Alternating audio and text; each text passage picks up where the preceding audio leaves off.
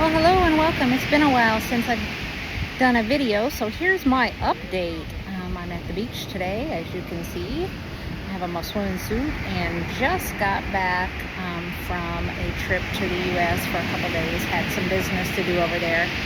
So I was out of Zihuatanejo for about 14 days. The trip was successful. We have a little place in the States that we're going to spend July, August, and September, or June, July, August, sometime in the summer months here when it's the rainy months in the U.S., just to escape the heat. Not that we want to be in the U.S. or that we love anything about what's happening there now, but it will give us a little chance to get away from the rainy season. If you don't know, the rainy season here in Zihuatanejo is August, September, October, sometimes in July. And when they say rainy season, we didn't know what that meant before we moved here, but we know now.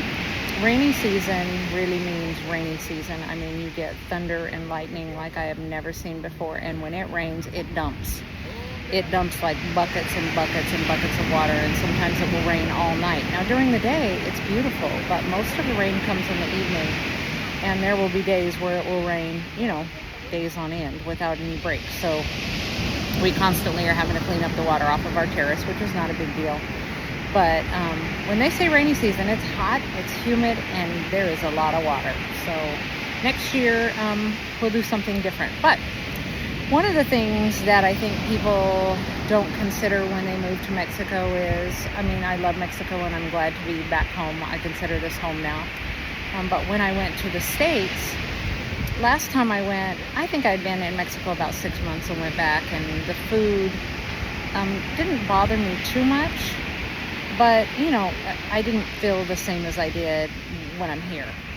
And the food here is fantastic. We go to the market, we buy our fruits and our vegetables fresh. They come in fresh off the farm every day. They're organic, not a bunch of pesticides, even though we are very cognizant of how we clean everything, when we purchase it from the market. The meats here aren't full of hormones. I don't eat beef or pork, so I don't have to worry about that. But the chicken and the fish is fresh daily, because this is a fishing town. So Zihuatanejo is a fishing town, so you can get any kind of fresh seafood you want.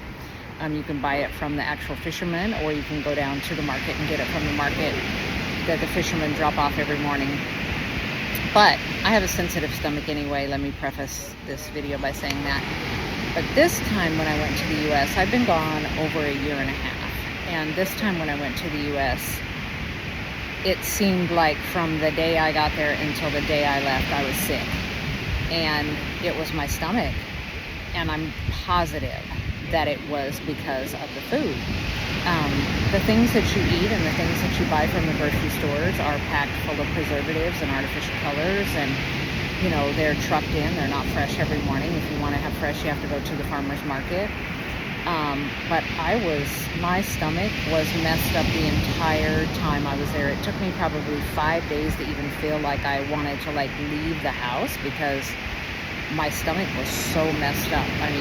TMI, but I might as well have just stayed in the house, because I needed to be close to a bathroom one way or another.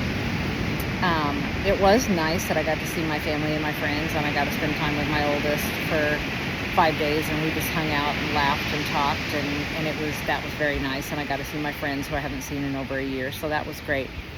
But I didn't feel good the whole time I was there. And as soon as I got back to Mexico and started eating, the way we eat here, my stomach has been fine. I haven't had any issues since I've been home. And I even took some probiotics with me to the States, because I knew the food was going to bother me. But I think it just further proves that the quality of food you eat impacts how you feel and how you look. I sleep good. It's really interesting, the difference in the food. And not to mention that food in the U.S. is expensive. An example is, we went to the store just to buy some stuff for 2-3 days. Just, and simple stuff. Not like anything fancy. And for 3 days worth of food, it was over $150. Now, I don't know how people who have kids afford to shop in the U.S. which is probably why fast food restaurants and everything are so popular, is because the food is inexpensive. But $150 for 3 days, we don't even spend $150 in 3 weeks here. So it's pretty interesting.